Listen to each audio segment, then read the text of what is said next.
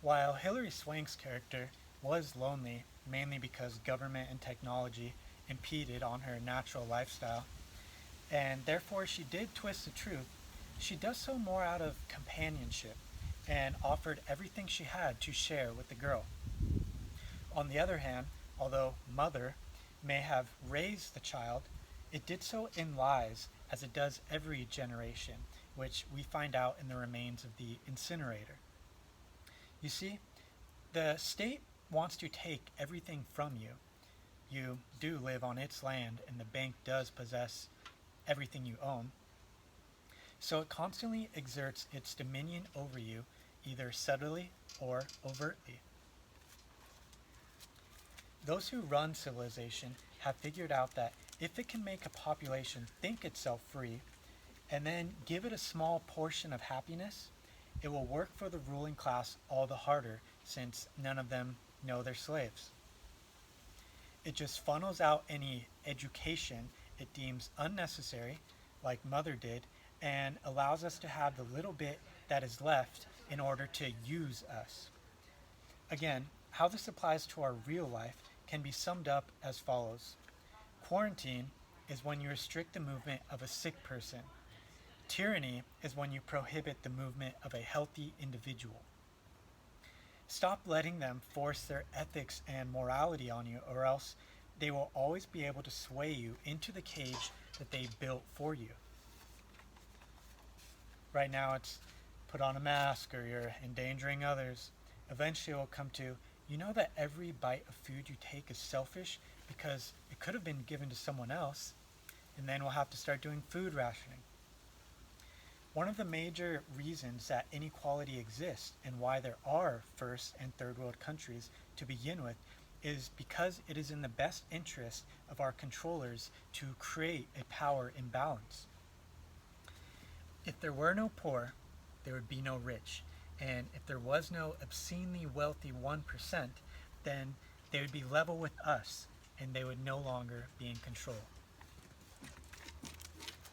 The recommended reading for today comes from H.G.Wells, who was part of the outer circle of the elites, and so he knew a lot of the plans and even wrote them down for us. And the first one that I'm going to talk about today is pretty self-explanatory. It's called The New World Order, and the next one is The Open Conspiracy. They want us to know these things. They include us in on their plans through literature and film, like we're talking about right now. So you might be asking why. And there's a couple of theories behind this. One is like pride, that it's like, look at all these things we do. This is our world. What are you going to do about it? Another one could be like they feel sorry for us, and they're trying to give us a warning, like, we gave you a heads up. You didn't want to stop us. There's a bunch of other ones I talk about. If they're not in my first two books, they'll definitely be in my last book. The accompanying documentaries today are from three separate sources, not just I Am Mother. The first one is What They Never Bothered to Tell Us by Truthstream Media. And it talks about our exposure to radio waves, Wi-Fi, electric signals in your car, all kinds of appliances, towers in your neighborhood, and that since the elites do own all the corporations as well as governments, they know that it's harming us every single day, but as long as they can make a profit, they don't care. Again, we're non-essential. Our only point is to serve them. The next one is Truth at Last, the assassination of Martin Luther King by the Corbett Report. And this one kind of talks about how the arms, the tentacles of the state work to give us a alternative version of history by using FBI, CIA, what have you, and opposed to what actually went down.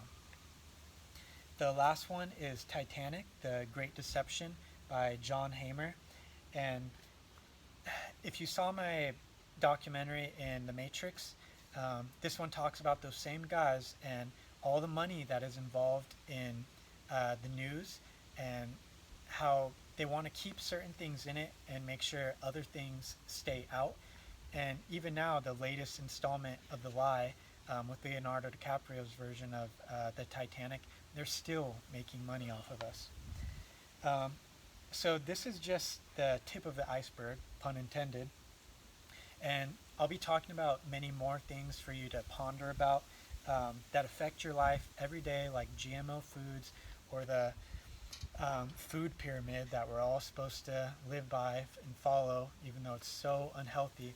And I wanted to talk about meat in particular, but I'm going to have to save that for another episode, just like I wanted to finish up with global warming. But hopefully you'll tune in next time and we can finish that.